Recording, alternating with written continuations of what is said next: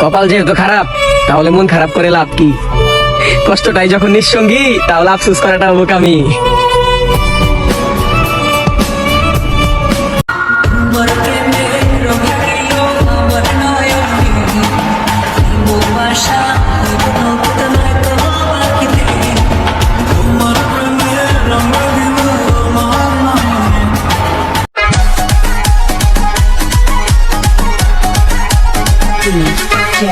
Naveen PG Vishnu Remix.